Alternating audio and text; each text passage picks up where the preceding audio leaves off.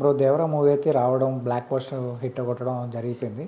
అయితే ఇప్పుడు మొత్తం ఎన్టీఆర్ గారి మూవీస్ అంటే ఫస్ట్ ఎవరు ఏ మూవీ కోసం వెయిట్ చేస్తున్నారంటే ఎన్టీఆర్ గారి 31 మూవీ కోసం. ఐ మీన్ నా ప్రశాంత్ నీల్ గారు ఎన్టీఆర్ గారి కాంబినేషన్ రాబోతున్న మూవీ. అయితే ఈ మూవీకి రైటర్గా సందీప్ రెడ్డి బండ్లా గారిని తీసుకున్నారంటూ టాక్ వస్తుంది. దానిపైన మీరు అనుకుంటున్నారు? అంటే యాక్చువల్లీ ఆయన జనక అయితే గనక అనే ఒక సినిమా డైరెక్ట్ చేశారనమాట, సుహాస్ గారు హీరోగా. అది దసరాకి October 12th రిలీజ్ అవబోతుంది దిల్ రాజు గారి ప్రొడక్షన్లో. సో ఆయన అసలు ఎవరు ఏంటి అని వెనక్కి వెళ్తే ఆయన ఆల్రెడీ సలార్కి ప్రశాంత్ నీల్ గారి దగ్గర రైటర్గా పనిచేశారు. ఓకే. సో మనం అనుకుంటాం ప్రశాంత్ నీల్ గారు ఒక్కరే అంటే మొత్తం బడ్డని తీసుకుంటున్నారేమో కథకి అని చెప్పి. సో ఆయన స్క్రీన్ ప్లే అంతా కూడా ఒక టైప్ ఆఫ్ బ్లాకిష్గా ఉంటుంది, అంత ఏదో స్లో నరేషన్ ఉంటుంది అనమాట. అంటే టోన్ అంతా కొంచెం ఏంటంటే కొంచెం blackish tone, out of the world ఉంటుంది సినిమా. నార్మల్ ప్రపంచంలో జరగకుండా కొద్దిగా డిఫరెంట్ వరల్డ్ లో క్రియేట్ అవుతూ ఉంటుంది. సో మరి ఆయనకు ఒక రైటర్ ఉన్నారు అని చెప్పి ఈయన చెప్పడం వల్ల తెలిసిందనమాట. అంతకుముందు ఆయన రైటర్ ఉన్నారని చాలా మందికి తెలియదు. ఓకే. అంటే ఆయనే మెయిన్గా మొత్తం అంత స్టోరీ అంతా ఆయన రాసుకుంటూ ఉంటారని అంటే తాజాగా బిగ్ బాస్ దాంట్లో ఆయన గెస్ట్ గా వచ్చారనమాట రైటర్ సందీప్ రెడ్డి బండ్లా గారు. ఈ జనకైతే కనుక ఆ మూవీ ప్రమోషన్స్ లో వచ్చి ఎన్టీఆర్ 31 లో చేస్తున్నారంటగా అని చెప్పి అడిగితే అవునండి ఆల్రెడీ సలార్లో కూడా చేశాను అని చెప్పి అప్పుడే ఆయన గురించి వెతకడం మొదలు పెట్టారు అనమాట. ఇప్పుడు ఎవరైనా సరే వాళ్ళని వాళ్ళు పరిచయం చేసుకోకపోతే ఎవరు కూడా వాళ్ళ గురించి ఆలోచించరు, వెతకరు కూడా. తెలియట్లేదు. సో ఇదే క్రమంలో ఇప్పుడు ఆయన గురించి ఎతకడం మొదలు పెట్టారు. సో అప్పుడు తెలిసింది ఆయన సలార్ కూడా రాశాడా అని చాలా మందికి క్లారిటీ వచ్చింది. సో ఇప్పుడు ఎన్టీఆర్ 31 కూడా ఆయన రైటర్ గా పనిచేయబోతున్నారు. సో మరి ఆ కాంబినేషన్ డెఫినెట్ గా వర్కౌట్ అవుతుంది, ఎందుకంటే ఆయన విజన్ అర్థం చేసుకున్న రైటర్ కావాలి.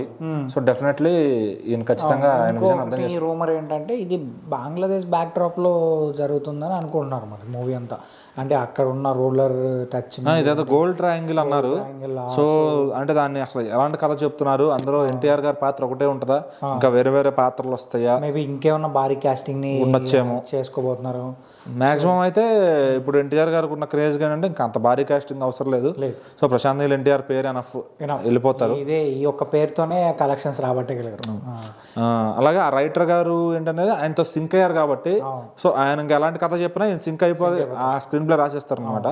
సో సలార్ లో కూడా మొత్తం ఒక వేరే ప్రాంతంలో జరుగుతున్నా ఎక్కడ కూడా టెక్నాలజీ మిస్ అవుతుంది సినిమాలో మనం చూసుకుంటే. ఇప్పుడు హీరోయిన్ వెతికే దగ్గర విలన్ టీమ్ ఎంత టెక్నికల్ గా పనిచేస్తారంటే అందులో హీరోకి ఎలివేషన్స్ పట్టడానికి అంటే టెక్నాలజీ కూడా రావాలి, బట్ బ్యాక్ సైడ్ లో రూరల్ బ్యాక్డ్రాప్ ఉండాలి. కాన్సర్ అనే ప్రపంచంలో చూసుకున్నా కూడా ఇప్పుడు అదొక డిఫరెంట్ వరల్డ్. వాళ్ళకి చదువు ఏమీ లేకపోయినా బట్ అప్డేటెడ్ గా ఉంటారు. అలాంటిది అంటే ఆ విజన్ అది చూపించగలగాలి. ఇప్పుడు నార్మల్ రౌడీ నేను బయట చూసాను అనమాట. ఇప్పుడు చాలా మంది మాస్ ప్రేక్షకులు అంటే ఉంటారు కదా, వాళ్ళలో ఒక టీ స్టాల్ లో పనిచేసేవాడు వాడికి చదివేం రాదు, బట్ ఒక డైలాగ్ చెప్తాడు, violence violence I don't want but violence likes me అని. అది ఇచ్చే ఇంపాక్ట్ అలా ఉందన్నమాట. సో కొంతమందికి ఏంటంటే చదువు లేకపోయినా ఇప్పుడు టెక్నాలజీ ఫోన్ రీల్స్ చూడటం అందరికి వచ్చేసింది. సో అది బహుశా దానికి లాజిక్స్ ఏమి ఉండవు టెక్నాలజీకి.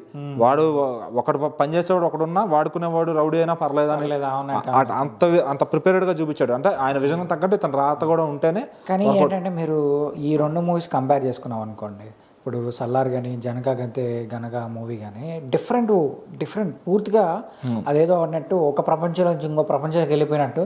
ఇది ఒక రూటెడ్ జస్ట్ మన పక్కన కుటుంబంలో జరిగే ఒక మిడిల్ క్లాస్ స్టోరీ. అది cancer is old building story.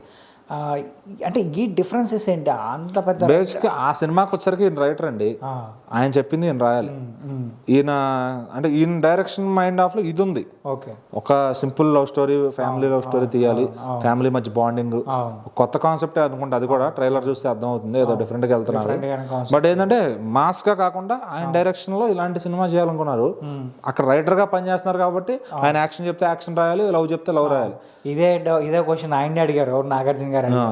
మీరేంటి అక్కడ అలా రాసి మళ్ళీ ఇలా తీస్తారా అని నేనైతే అనుకోలేదంటే అప్పుడు ఆయన కూడా ఇదే అన్నాడు.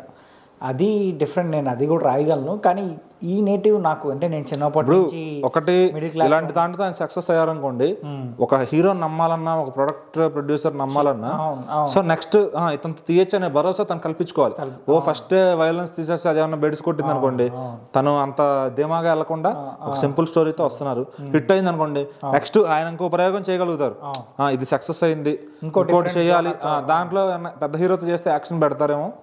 సుహాస్ కి అంత యాక్షన్ సూట్ అవ్వదు కాబట్టి ఆ కథ అలా ఆ కథకు సుహాస్ సెట్ అవుతారు కాబట్టి తీసుకున్నారు. దిల్ రాజు గారే కథను నమ్మి ఆయన వచ్చారు ముందుకు. ఇప్పుడు ఆ ప్రొడ్యూసర్ అంటే దిల్ రాజు గారు కూడా ఎక్కువ వేలు పెట్టట్లా, వాళ్ళ పిల్లలు హన్షిత రెడ్డి వాళ్ళని దగ్గరుండి ఈయన మానిటరింగ్ చేస్తున్నారు అనమాట. అదే ఇక వాళ్ళ యంగ్స్టర్స్ కాబట్టి యంగ్ ఐడియాస్తో వస్తున్నారు, కొత్త ఐడియాస్తో. సో మన అలాగే బలగం వాళ్ళు సక్సెస్ అయ్యారు, అది అట్లా వెళ్తున్నారు బెస్ట్గా ఏదన్నా మంచిగా ఇవ్వడానికి. అది సక్సెస్ ఫెయిల్ అనేది ఆడియన్స్ తర్వాత ఇంకా డిసైడ్ చేస్తారు. సో ఫైనల్గా అయితే ఈ మూవీలో ఆయన పెద్ద ప్లస్ పాయింట్ అవబోతున్నారు రైటర్. డెఫినెట్లీ NTR 31 మరి అదే విధంగా సలార్ లాగా రాయించుకోగలిగితే కథ లాగా ఆయన బెస్ట్ కథ ఇస్తారు, ఎవరో టచ్ చేయని పాయింట్ మీద వెళ్తారు కాబట్టి. అప్పుడు కోలార్ గోల్డ్ ఫీల్డ్ ఉన్న ఎవరికి తెలియదు, కాన్సార్ కూడా క్రియేట్ చేశారు. సో అట్లా దీనికోసం ఏదన్నా గోల్డెన్ ట్రయాంగిల్ ఉన్నది, భూటాను, నేపాల్ పరిసరాల్లో జరిగిన కథ. సో దాన్ని అంత కథని ఆయన బ్యాలెన్స్ చేసుకుంటే ఇలాంటి రైటర్ ఖచ్చితంగా ఉండాలి. సో ఈయనకి ఇది కూడా హిట్ అయితే ఇంకా తిరిగి ఉండదు అనమాట ఇండస్ట్రీలో. ఇంకా హిట్ అయితే ఏంటి, హిట్ అవుతుందని మనం అనుకోవాలి. సరే వెయిట్ చేస్తాం.